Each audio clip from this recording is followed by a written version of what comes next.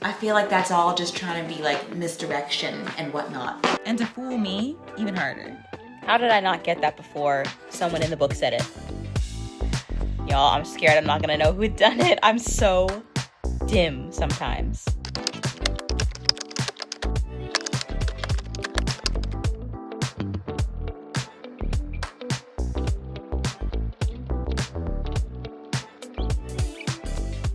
Hello, fellow super sleuths. For this week's video, we are on the hunt for a murderer. But not just any murderer. We're on the hunt for the ABC murderer. Yes, you guessed it. We're doing another Can Ashley Hannah find out or deduce who is the killer before the end of the book? I know, I've done this twice before, and I haven't gotten it right either time. But that stops today because I'm going to figure it out. Oh yeah, hello, my name is Ashley Hannah. I'm the Moody Reader. This is my channel. And yeah, I want to see if I can do it again. Well, no, I want to see if I can do it, period. And this one, okay, full disclosure. I read a book called 8 Perfect Murders or something to that nature by Peter Swanson. And in that book, because of the way that book is formatted, the author spoils many, many murder mysteries. And this is one of them. But, and hear me out. And if I win the day, you can call me out for this. But I would say that it's basically like I don't know who did it because I have a really poor memory. So I don't remember who Peter Swanson said was the killer in this. I have no idea. So I'm just hoping that I won't remember. And then, but if I fail, it'll be even funnier because I actually have seen the name before and I just don't remember. But this one is about a serial killer that works his way through the alphabet. Okay, let's just read the back of the book, okay? There's a serial killer on the loose, working his way through the alphabet, and the whole country is in a state of panic. Wonder why. A is for Mrs. Asher in Andover. B is for Betty Barnard in Bexhill. C is for Sir Carmichael Clark in Churston. With each murder, the killer is getting more confident, but leaving a trail of deliberate clues to taunt the proud Hercule Poirot might just prove to be the first and fatal mistake. First of all, I love the alliteration. That's one of my favorite things. It just like tickles the brain in the right way. Second of all, you are going to hear me say Hercule Poirot so many times. So get your liquid of choice, shots, tea, water, whatever you want. And we're going to get it on and popping. Yeah, I think that's the preamble. Let's do it. I feel like I have to start us out by reading the foreword because I feel like it's a clue. It has to be a clue, right? So it says, and this is in the perspective of Captain Arthur Hastings. So that's who we're with, and he tells us some stuff about this book. So it says, in this narrative of mine, I've departed from my usual practice of relating only those incidents and scenes at which I myself was present. Certain chapters, therefore, are written in the third person. I wish to assure my readers that I can vouch for the occurrences related in these chapters. Okay, so he's telling us basically that even though he wasn't there, he knows it to be true, and it's not unreliable. If I have taken a certain poetic license in describing the thoughts and feelings of various persons, it is because I believe I have set them down with a reasonable amount of accuracy. I don't know how much I trust that. I may add that they have been vetted by my friend Hercule Poirot himself. Okay, sure, fine. But how truthful is Hercule going to be? In conclusion, I will say that if I have described at too great length some of the secondary personal relationships which arose as a consequence of this strange series of crimes, it is because the human and personal elements can never be ignored. Okay, I'll leave my thoughts for the end. Hercule Poirot once taught me in a very dramatic manner that romance can be a byproduct of crime.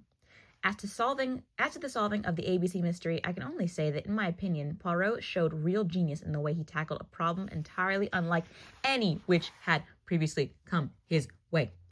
Okay. Here's what I take away from that.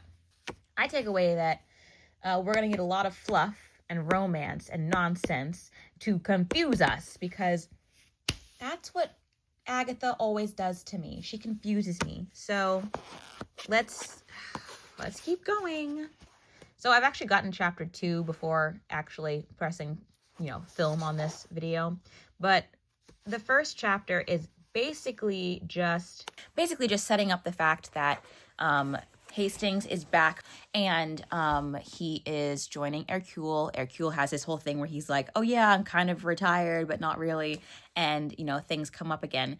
And he got posted a letter from an anonymous person by Mr. ABC saying that he's looking forward to confusing Hercule, and he has a little riddle for him basically, and says, "Let us see, Mr. Clever Poirot, just how clever you can be.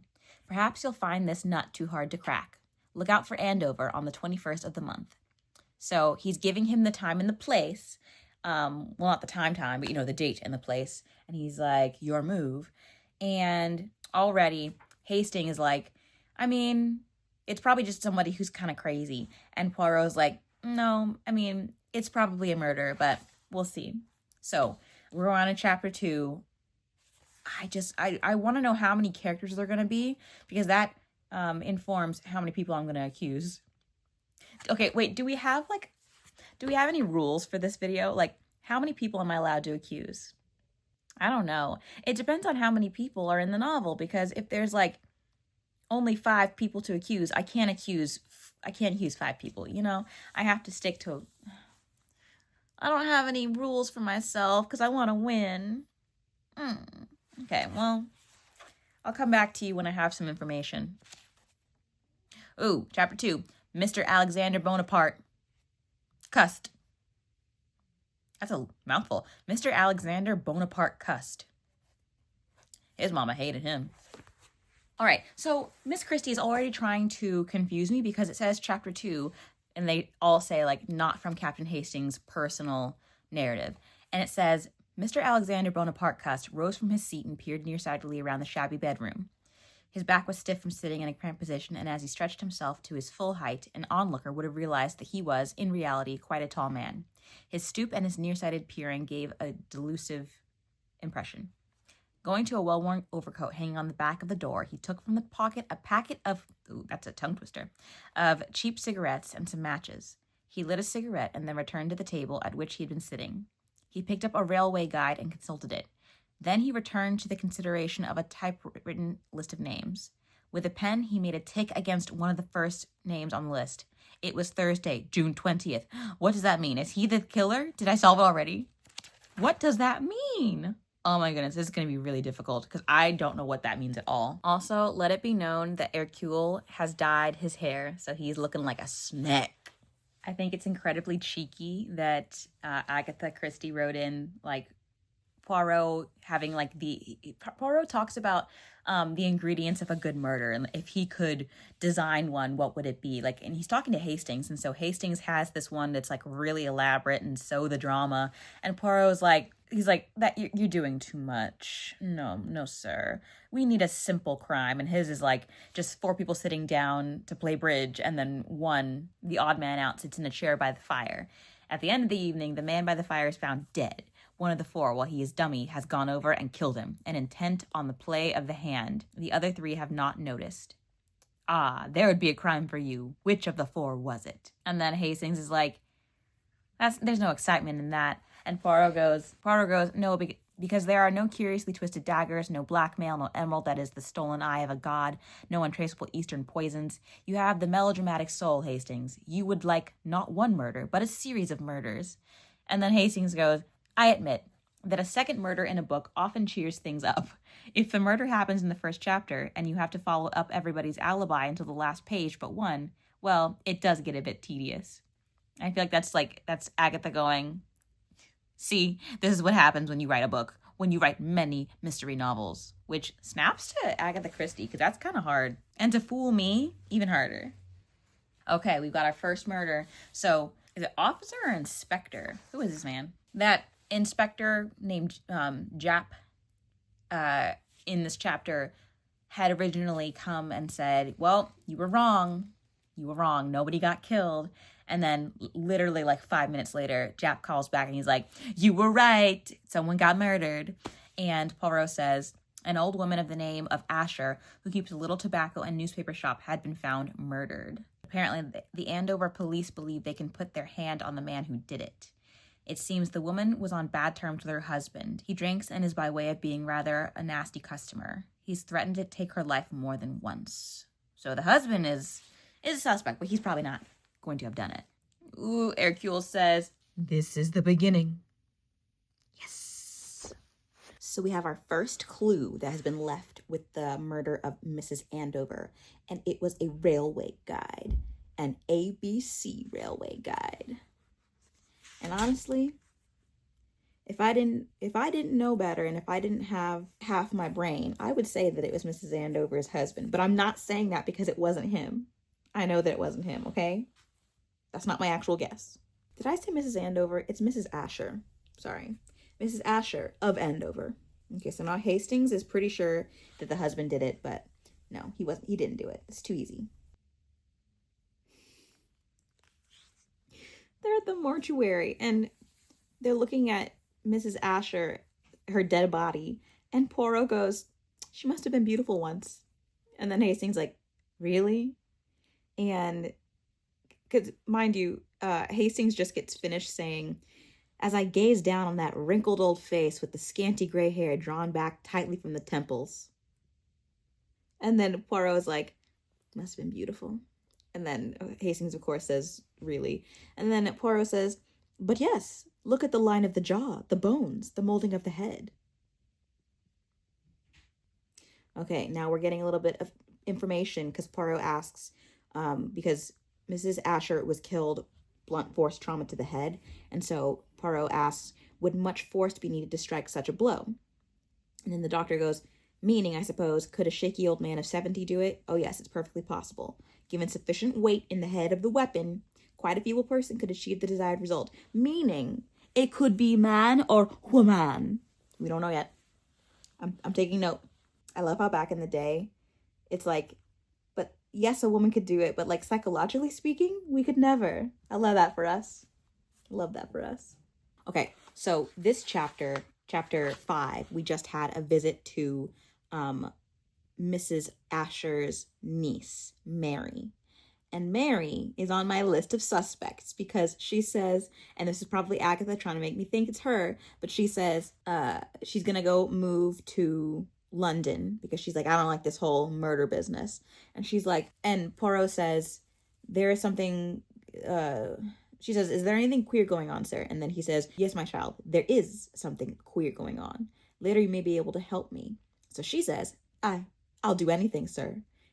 It wasn't right, sir, Auntie being killed. And so then, what's his face? Hastings' inner monologue goes, a strange way of putting it, but deeply moving. Suspicious. Suspicious.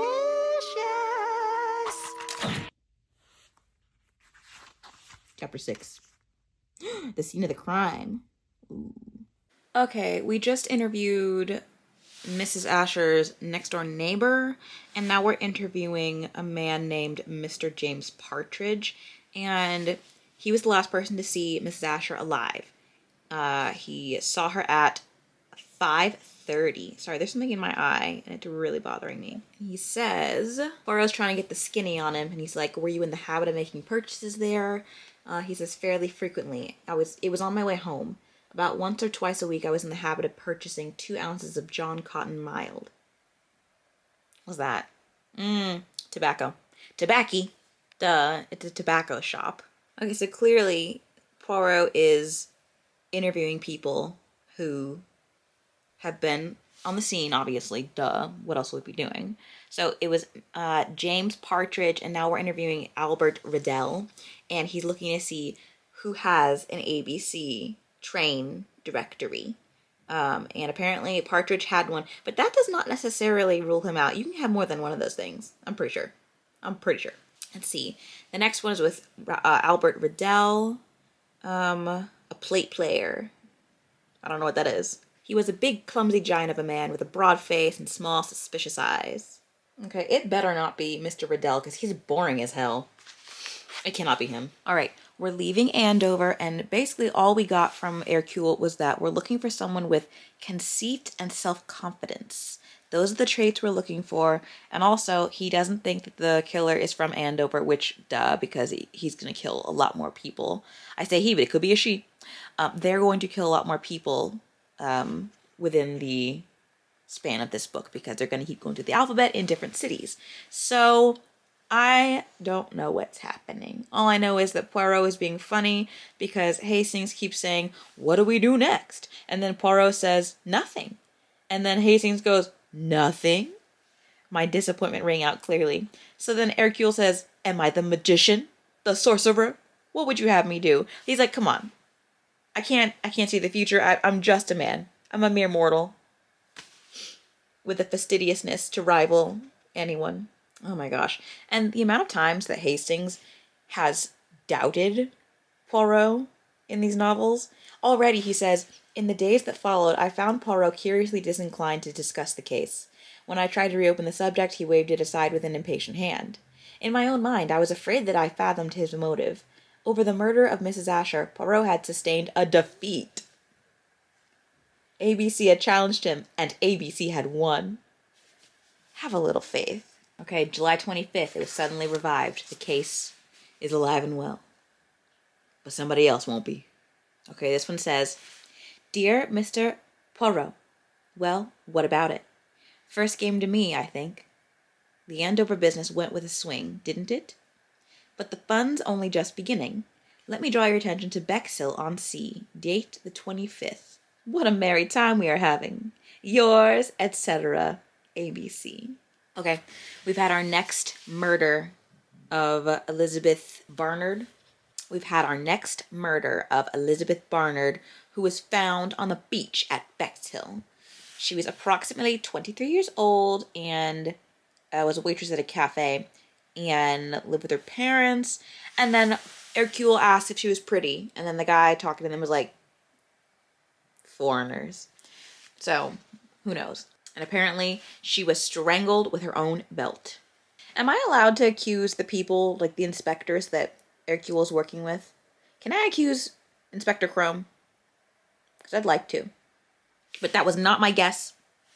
I would also like to bring up for discovery, for the jury, that the body was discovered by Colonel Jerome, who was out with his dog at 6 a.m., and the dog found the body. But that's all hearsay. Suspicious.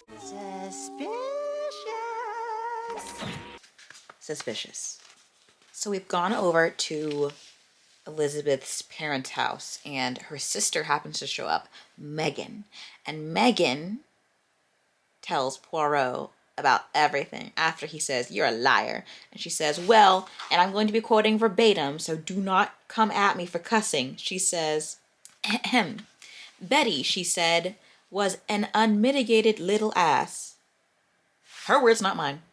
And she tells Poirot that Elizabeth was stepping out on her, like, basically her fiance, Don. Don gets jealous, and she's like, "But he couldn't have murdered her." And you know what, Megan? I don't think Don did murder her, but we'll see. Chapter 12 is all about Donald Fraser. We need to bring back the time when anyone had, like, a shock, you would give them brandy. Bring that back. I made some tea because I was getting sleepy, and it seemed like the European thing to do. And I am on page 93 of the ABC Murders. And I feel like Agatha's trying to make me think that it's all these other people, and she's trying to, like, right now Hercule is talking about the mind of a murderer. And I feel like that's all just trying to be like misdirection and whatnot. So I'm gonna drink my tea, cut up an apple, because I hate eating apples right off the bone. And stop crinkling over there. I think you're overthinking it. I'm not overthinking it. I don't know. Okay, do you want to be listened to in this clip? Because I don't know who done it. So, the ABC Murders, you know what it is, right? ABC, yeah. So her is going to order outlet to like Miss Asher Andover, Betty Martin, Bexhill, so kind of like interesting, you know? So, and her sister, as you get, we two had fights. She was like, "But if I'm you do it," and was like, "You gotta do it." So, like, but why is that important? Why is it important? It's not. Context. I don't know who did it. The answer is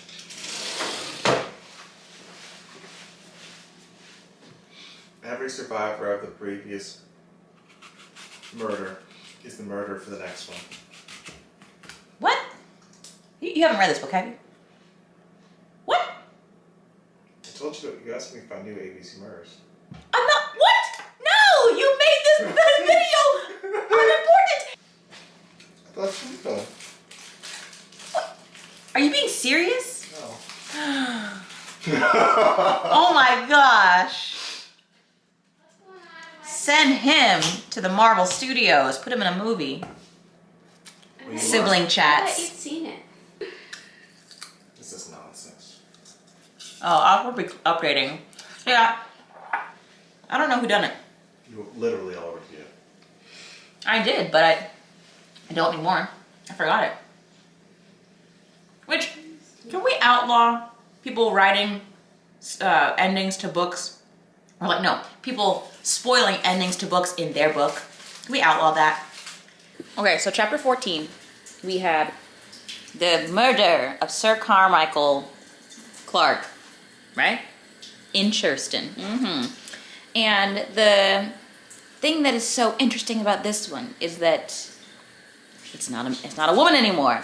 We got the murderer. He's not only killing females, so the pattern is ruined, and Poirot is actually kind of getting a little dejected. He's feeling like he's not the man he used to be. I mean, he dyes his hair now. He's getting old, you know? So, what was I gonna say? There's something happened in the last chapter. Oh, I'm on page 100, by the way. Oh, the whatchamacallit, the police, they've opened up the investigation to the public. They've told the public what's happening. So that's like the other thing that's different from the other murders that Poirot has solved. They've usually been, as he says, let me quote him verbatim, crime intime, or an intimate crime. Ooh. So, yeah, that means nothing to me, and I still don't know who done it. So, okay, so the last chapter was not from the Captain Hastings' personal narrative, and it's Mr. Alexander Bonaparte Cust, who it's just like him walking around in like the Torquay Palladium, and the only thing that I gleaned from this chapter was that he doesn't like that none of the girls look at him. So apparently he's very ordinary. So we're looking for an ordinary man. Okay?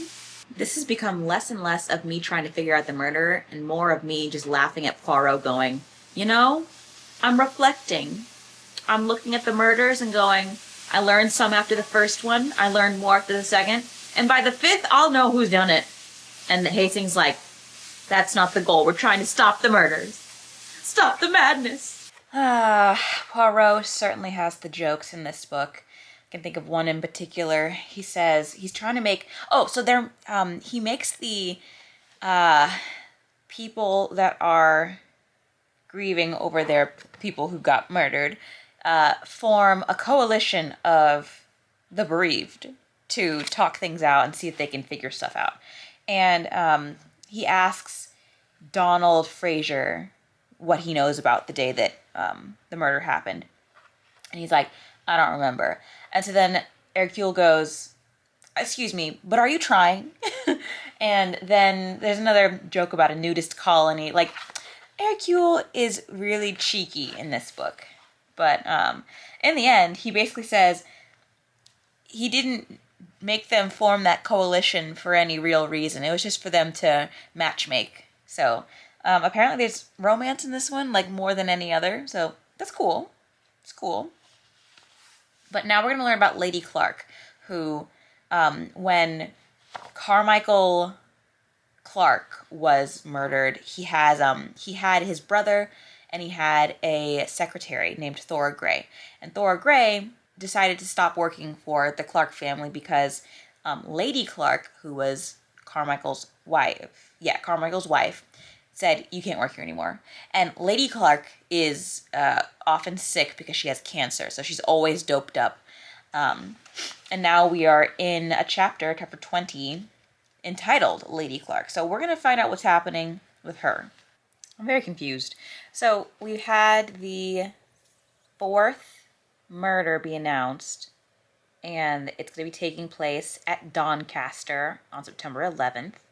And then we had a whole meeting with these people that are connected but not connected. And basically, Hercule Poirot realized, because Thora didn't remember that she talked to somebody on the day that What's-His-Face died, that she talked to a guy that was trying to sell her stockings. And he was very, like, unmemorable and had like a coat on. And then they were like, wait, I remember somebody too. And so that's the connection to the stockings guy. But I'm confused as to whether or not we're supposed to know that that's the killer, because I'm pretty sure that's the killer, right? The stocking guy. Am I missing something? Is this too easy? Am I just too good? Okay, so the 4th murder, our guy made a mistake. Mr. Cust. Is that his name? Oh my gosh. Why in the world can I not keep his name in my brain? Cust. Okay. It's such a bad name for a villain. So, Mr. Cust, he's messing up a little bit. He went to a theater and murdered the guy, but he murdered the wrong guy. It was the guy sitting next to the guy. So he messed up his alphabet.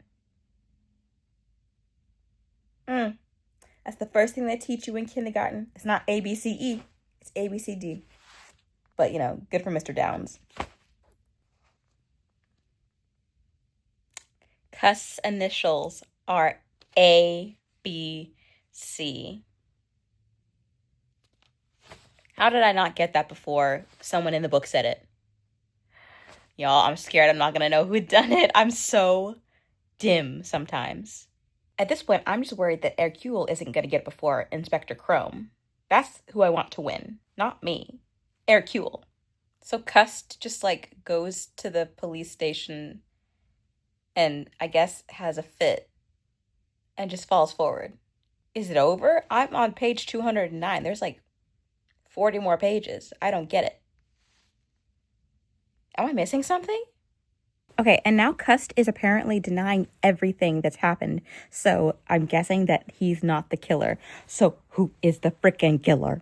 Someone named Strange is saying that he was with Cust in Eastbourne, about 14 miles away from Bexhill, when the B murder was happening. So I don't know who did it, and I'm getting stressed.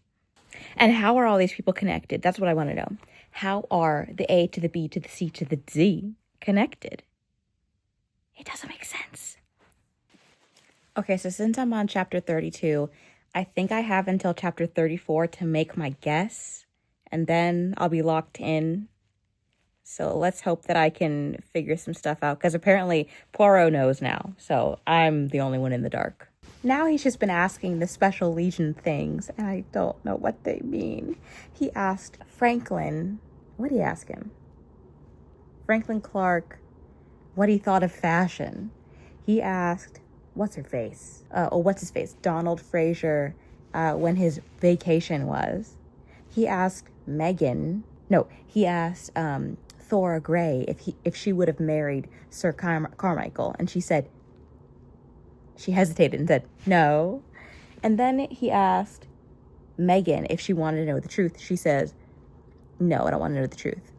And then he asked Mary, is that what her name is? Yeah, Mary, the girl who's connected to Mrs. Asher. He asked her if she had a man, and she said, I don't know. So this is all very confusing, and I'm going crazy over it. Am I supposed to accuse one of them? Because I don't think any of them did it. This poor man, if he really was just delivering stockings in an alphabetical order and got caught up in all of this, that is really awful. I don't think that Alexander did it. I don't. I would be more inclined to think the dog walker did. Hey, that's not a bad guess.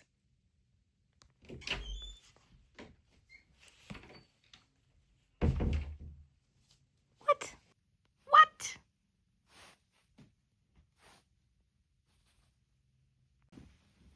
This better be good, because I have no idea why this man did it. And did I lose? I can't tell if I lost. Okay, hear me out. I know I've read up to the point where I know that there are 2 murderers. But will you believe me on the honor system if I tell you I already thought that? Because that would be a lie. I did not think that. Okay, anyway.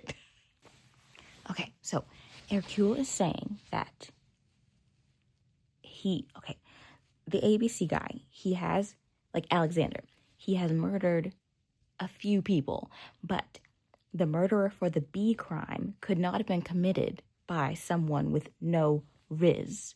So Hercule is saying that someone with riz killed Elizabeth Barnard. Because he said she was a little trollop. Who was it? Who has riz? Who has the charisma? Please hold. I'm sticking with my guess. It was the dog walker from that one chapter, the random guy.